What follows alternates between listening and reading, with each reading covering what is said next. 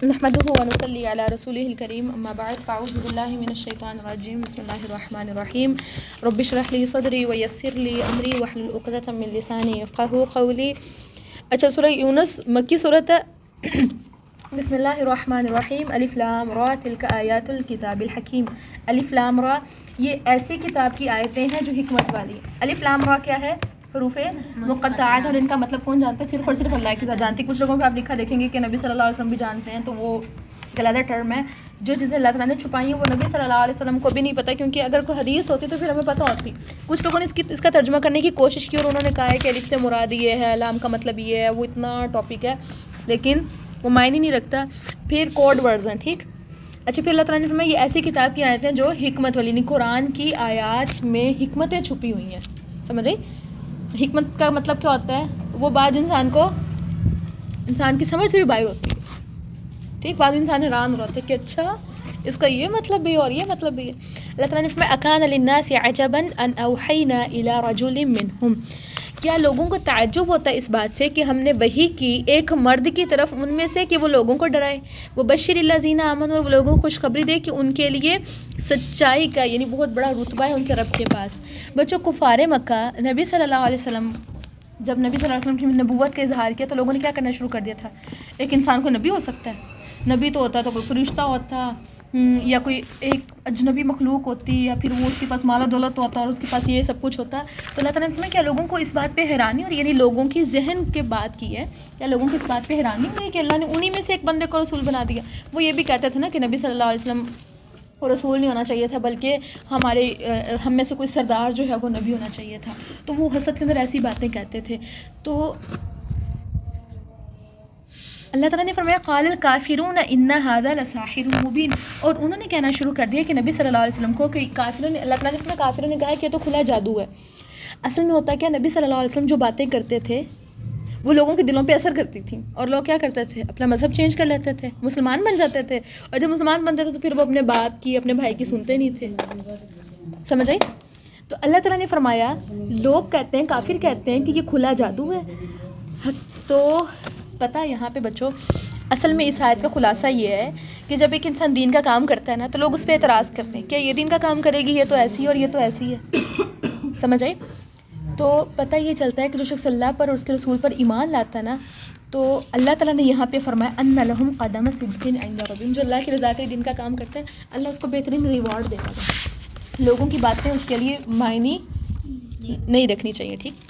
اللہ تعالیٰ نے فرمایا ان ربکم اللہ الذی خلق السماوات والارض. اس آیت میں اللہ تعالیٰ نے اپنی ذات کا تعارف کروایا کہ اللہ تعالیٰ وہ ذات ہے جس نے زمین کو پیدا کیا، آسمان کو پیدا کیا، اور زمین و آسمان کو 6 دنوں میں پیدا کیا. پھر وہ عرش پر مستوی ہو گیا. ثم استوى علی العرش. پھر فرمایا یدبر الامر، وہ کاموں کی تدبیر کرتا ہے. یدبر اصل میں لفظ بچوں دوبر سے ہے، جس کا مطلب ہوتا ہے انجام کے لحاظ سے غور و فکر کرنا. ایک بات کی اینڈ کیا ہوگی. سمجھے؟ درخت کی شاخیں میں نظر آتی ہیں، درخت کا تنا میں نظر آتا ہے، لیکن درخت کی جڑ کو دوبر کہتے ہیں جو میں نظر نہیں آتی. تو وہی تو مین چیز ہوتی ہے.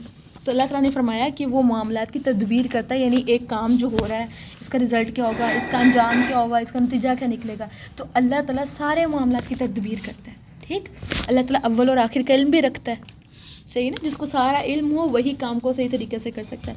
پھر اللہ نے فرمایا ما من شفیع الا من بعد اذن. اللہ کے حکم کے بعد کوئی بھی اس کا سفارشی نہیں. کل کیا دیکھو دنیا میں کہتے ہیں نا وہ بھی سفارش کر لے گا، وہ سفارش کر لے گا، خاندان میں فلاں سفارش کر لے گا. لیکن اللہ نے یہاں پہ فرمایا ہے اللہ کے حکم کے بغیر کوئی بھی اس کا سفارشی نہیں ہو سکتا. کوئی بھی انسان اپنی مرضی سے اٹھ کے نہیں جا کے کہے گا اللہ اس کو بندے کو جہنم میں داخل نہ کریں یا اللہ اس کو جہنم سے نکال لیں. وہاں سفارش کا اذن بھی اللہ دیں گے کہ ہاں تم سفارش کرو، اور کس کے لیے کرو یہ بھی اللہ حکم دیں گے. کلیئر ہے؟ پھر اللہ تعالیٰ نے فرمایا ذالکم اللہ ربکم، یہ تمہارا رب ہے. ٹھیک. فاعبدوہ، بس عبادت کرو اس کی. عبادت کا کیا مطلب ہوتا ہے؟ بندگی کرنا، غلامی کرنا. یعنی جس نے آسمان و زمین کو پیدا کیا، جو ان کا مالک ہے، جو معاملات کو جانتا ہے، تو عبادت بھی اسی کی ہونی چاہیے نا. آیت انگلی رکھنی چاہیے میڈم، انگلی رکھو آیتوں کے اوپر، آیت کے اوپر دیکھا کریں. پھر اللہ تعالیٰ نے فرمایا افلا تذکرون، کیا وہ نصیحت حاصل نہیں کرتے. یعنی ظاہری بات ہے جو خالق مالک ہے عبادت بھی اسی کی ہونی چاہیے. کیا لوگوں کی عقل کام نہیں کرتی؟ پھر اللہ تعالیٰ نے فرمایا الیہ مرجعکم، اسی کی طرف تم سب کا لوٹنا ہے. وعد اللہ حقا، اللہ کا وعدہ سچا ہے. فرمایا انہ یبدأ الخلق، وہ تخلیق کی ابتدا کرتا ہے. تخلیق کی ابتدا کا کیا مطلب ہے؟ ہر چیز کی ابتدا اللہ نے کی. انسان کی عقل حیران رہ جاتی ہے کہ چیز وہ لائک آپ دیکھتے ہوں گے کہ وہ چھوٹے چھوٹے کیڑے بنے ہوئے ہوتے ہیں، وہ کہاں سے بنے، کیسے بنے، کس نے بنایا؟ اللہ کی ذات ہے. ٹھیک، انسانوں کو کس نے بنایا، کیسے بنایا؟ اللہ تعالیٰ کی ذات ہے. تو اللہ نے تخلیق کی ابتدا بھی وہی کرتا ہے. ثم یعیدہ، پھر وہ دوبارہ لوٹائے گا ان کو. کیا مطلب ہے؟ انسان مر جاتا ہے تو اس کے بعد اللہ تعالیٰ ہی ان کو دوبارہ پیدا کرتا ہے. فرمایا کیوں ایسے دوبارہ پیدا کیا جاتا ہے، اس کا مقصد آگے بتایا جا رہا ہے. لیجزی الذین آمنوا وعملوا الصالحات، تاکہ وہ بدلہ دے ان لوگوں کو جو ایمان لا کر عمل صالح کرتے ہیں بالقسط، انصاف کے ساتھ. بچہ زندگی کے بعد جو دوبارہ اللہ نے زندگی دینی، زندگی کے بعد دوبارہ زندگی، مرنے کے بعد کی جو زندگی، وہ صرف اس لیے ملے گی تاکہ انصاف ہو سکے کن لوگوں کے درمیان، جو ایمان لا کر عمل صالح کرتے ہیں اور جو نہیں کرتے. کیونکہ دیکھیں دنیا میں ہوتے ہوئے انصاف ہو ہی نہیں سکتا، کسی صورت بھی نہیں ہے. ایک بندہ نیکیاں کر رہا ہے، اس کا بدلہ اس کو مل سکتا ہے؟ ساری نیکیوں کا بدلہ اس کو نہیں ملتا. آپ کی اچھی نیت تھی، آپ نے اچھی نیت پہ کسی کو بات کی، اس نے اس کا غلط مطلب نکالا اور آپ سے لڑ پڑا، اب وہ نیکی کا بدلہ کہاں گیا؟ وہ تو الٹ ہو گیا سارا. اللہ تعالیٰ نے ساری چھوٹی سے چھوٹی نیکی اور بڑی سے بڑی نیکی کا ریوارڈ اللہ نے قیامت کے دن دینا ہے.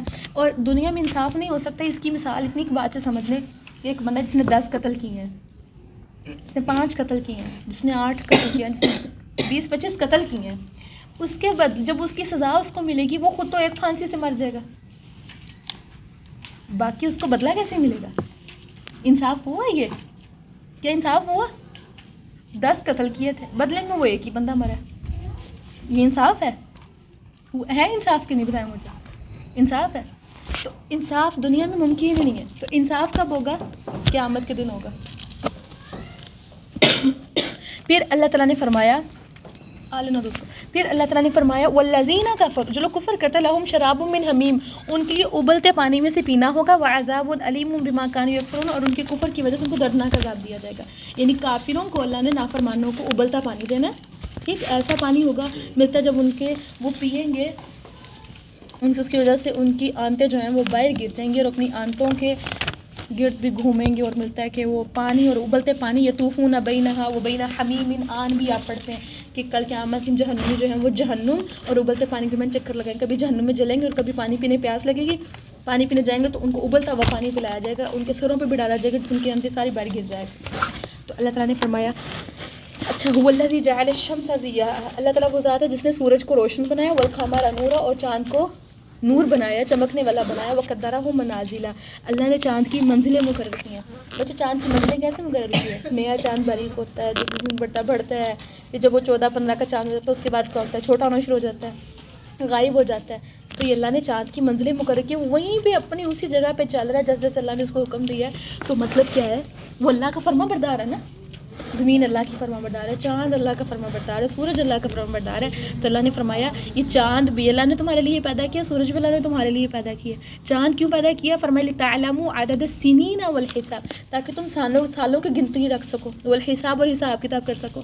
یہ جو قرآن پاک میں جتنی بھی ہمیں ٹائمنگس بتائے گی، فار ایگزامپل عدت ہے، فار ایگزامپل رمضان ہے، یہ چاند کے مہینوں کے مطابق ہوتا ہے نا سارا کچھ. ٹھیک ہے. تو اللہ نے فرمایا ما خلق اللہ ذلک الا بالحق، نہیں اللہ نے پیدا کیا ان سب کو مگر حق کے ساتھ. اللہ نے ان سب کو کسی نہ کسی مقصد کے تحت پیدا کیا، کوئی بھی چیز فضول اور بیکار نہیں پیدا کی گئی. پھر اللہ نے فرمایا یفصل الآیات لقوم یعلمون، اللہ نے آیات کو تفصیل سے بیان کیا ان لوگوں کے لیے جو علم رکھتے ہیں. سمجھے؟ پھر اللہ نے فرمایا ان فی اختلاف اللیل والنہار، بے شک دن اور رات کے اختلاف میں، وما خلق اللہ فی السماوات والارض، اور وہ چیزیں جو اللہ نے پیدا کی آسمان اور زمین میں، لآیات لقوم یتقون، اس قوم کے لیے نشانی ہے جو تقوی رکھتی. رات اور دن ایک جگہ رک سکتے ہیں، اس لیے لفظ اختلاف، ان فی اختلاف اللیل، رات اور دن کے آنے جانے میں اختلاف کیا ہوتا ہے؟ ایک بندہ ایک بات کر رہا ہے، دوسرا اس سے ٹوٹلی اپوزٹ بات کر رہا ہے. اختلاف جب ہو جاتا تو پھر وہ دو لوگ ایک جگہ پہ بیٹھ کے راضی بھی نہیں ہوتے. ایسے ہی ہے، وہ ایک ہی ٹیبل پہ بیٹھ کے کھانا کھا لیں گے، لڑائی ہوئی ہو بتائیں مجھے، ایک دوسرے کو دیکھنا پسند کریں گے، دیکھ کے رخ موڑتے ہیں. تو دن اور رات میں اختلاف کیسے کہ دونوں ایٹ اے ٹائم نہیں رہ سکتے. ہوا آپ کے آدھے گھر میں دن اور آدھے گھر میں رات ہے، دن اور رات اکٹھی آئی ہوئی، بھول گئی آج. یہ کہ اللہ کی فرما بردار اور اکٹھی نہیں ہو سکتی. اللہ نے فرمایا پھر اس طرح آسمان اور زمین میں کی پیدائش میں تو نشانی ہے، لیکن کس کے لیے؟ متقین کے لیے. بچوں متقین کے لیے کیا نشانی ہے؟ کیا رات ہمیشہ رہتی ہے؟ بتائیں مجھے. رات کو تشبیہ دی گئی ہے کفر کے ساتھ، باطل کے ساتھ، غم کے ساتھ. نہ غم ہمیشہ رہتے ہیں، نہ باطل ہمیشہ برقرار رہتا ہے، کفر ہمیشہ برقرار نہیں رہتا. جو صبح ہے، صبح کی روشنی آگے رہتی ہے، رات جتنی بھی طویل ہو، صبح آتی ہے، سورج آتا ہے، اپنے ٹائم پہ آتا ہے، روشن ہر چیز نظر آ جاتی ہے. اس طرح غم کا ٹائم، پریشانیوں کے اوقات اور حق آ جاتا ہے، پریشانیاں گزر جاتی ہیں، خوشیاں آ جاتی ہیں، اور باطل جو ہے وہ مٹ جاتا ہے اور ہر چیز واضح ہو جاتی ہے. کسی کے ساتھ بہت ظلم ہو رہا ہوتا ہے، لوگوں کو بھی نظر نہیں آ رہا ہوتا کہ کیا صحیح ہے کیا غلط ہے، لیکن ایک ٹائم آتا ہے کہ سب کی آنکھیں کھل جاتی ہیں، سب کو نظر آ جاتا ہے کیا صحیح تھا اور کیا غلط ہے. سمجھ آ گئی آپ کو؟ تو اللہ نے فرمایا ان میں بڑی نشانیاں چھپی ہوئی ہیں، لیکن ہر کسی کو وہ نشانی نظر نہیں آتی. کس کو نظر آتی ہیں؟ جو تقویٰ والے ہیں. وہ صبح شام کو دیکھ کے اللہ کے قریب ہو جاتے ہیں، وہ بادلوں کا آنا جانا دیکھ کے سمجھ آتا ہے کہ یہ میرے رب کی قدرت ہے، وہ اللہ کے قریب ہو جاتے ہیں. ٹھیک ہے. پھر اللہ نے فرمایا ان الذین لا یرجون لقاءنا، وہ لوگ جو ہماری ملاقات کی امید نہیں رکھتے، ورضوا بالحیات الدنیا، اور دنیا کی زندگی پر راضی ہو گئے ہیں. فرمایا واطمأنوا بها، اور اسی پر مطمئن ہو گئے ہیں. والذین هم عن آیاتنا غافلون، اور وہ ہماری آیتوں سے غافل ہیں. اولئک مأواہم النار، ان کا ٹھکانہ آگ ہے، بما کانوا یکسبون، ان کے اعمال کی وجہ سے. بچوں یہاں پہ مطلب اس آیت میں ایسے لوگوں کا ذکر کیا گیا جن کو دنیا اپنی طرف کھینچ لیتی ہے. دنیا اپنی طرف کھینچنے کا کیا مطلب ہے؟ ان کو جو چیز پسند ہوتی ہے، صرف سمجھ لیں ان کو جو ٹینشن ہے وہ بھی دنیا کی ہے، ان کو خوشیاں بھی دنیا کی ہیں. اگر ان کو مال مل گیا تو وہ خوش ہیں، نہیں ملا تو بس مال کے غم میں بیٹھے. بندہ مومن کا غم کیا ہوتا ہے کہ میری آخرت نہ خراب ہو جائے. اس کو اپنی قبر کی ٹینشن رہتی ہے، اس کو قرآن پڑھنے سے تعلق ہوتا ہے. اس کو اگر ٹینشن کسی چیز کی ہوتی ہے تو وہ صرف یہی ہوتی ہے کہ میرا دین کا نقصان نہ ہو جائے، کہ اللہ ناراض نہ ہو جائے. اس کو دنیاوی گھر کی، دنیاوی مال کی ٹینشن نہیں ہوتی. ایسے ہی ہے نا، جس کا غم اور ہم دنیا بن جاتی ہے نا، وہ اللہ نے ان لوگوں کا ذکر کیا. جب بلکہ ہمارا غم اور ہم کیا ہونا چاہیے؟ دین. اگر ہمیں ٹینشن ہو تو دین کی، اور اگر ہمیں خوشی ہو تو وہ بھی دین کے معاملے میں. تو اللہ نے فرمایا یہ ایسے لوگ ہوتے ہیں جو بڑی چیز کو چھوڑ کر حقیر چیز پر راضی ہو جاتے ہیں. بہت بڑی اور عمدہ چیز کو چھوڑا، حقیر چیز پر راضی ہو گئے. اللہ نے فرمایا ایسے لوگوں کا بندہ مومن تو وہ ہوتا ہے نا جو ہر وقت یہ سوچے کہ مجھے اللہ کے پاس جانا ہے، وہ حرام نہیں کرتا، وہ اللہ کی نافرمانی نہیں کرتا، وہ اللہ کو ناراض نہیں ہونے دیتا. پھر وہ اسی سوچ میں لگا رہتا ہے کہ اللہ نہ مجھ سے ناراض ہو جائے. یہ تو بندہ سیدھی لائن پہ جا رہا ہے. اور جو یہ سوچے کہ بس مجھے دنیا کو خوش کرنا ہے، مجھے دنیا کی نظر میں اچھا بننا ہے، تو وہ کیا کرے گا؟ وہ لوگوں کی مرضی کے مطابق چلے گا، پھر وہ اللہ کی مرضی کے مطابق نہیں چلے گا. تو اللہ نے فرمایا جو لوگ لوگوں کی مرضی کے مطابق چلتے ہیں ان کا ٹھکانہ آگا ان کے اعمال کی وجہ سے. ظاہری بات ہے لوگ تو پھر اسی کو اچھا کہتے ہیں نا جو ان کے طرح کے گناہ کرتا ہے اور ان کی طرح کے حرام کام کرتا ہے، اس کو ہی اچھا کہیں گے پھر. تو اللہ تعالیٰ نے فرمایا جو لوگ ایمان لا کر عمل صالح کرتے ہیں، ان الذین آمنوا وعملوا الصالحات، فرمایا یہدیہم ربہم بایمانہم، ان کا رب ان کے ایمان کی وجہ سے رہنمائی کرتا ہے.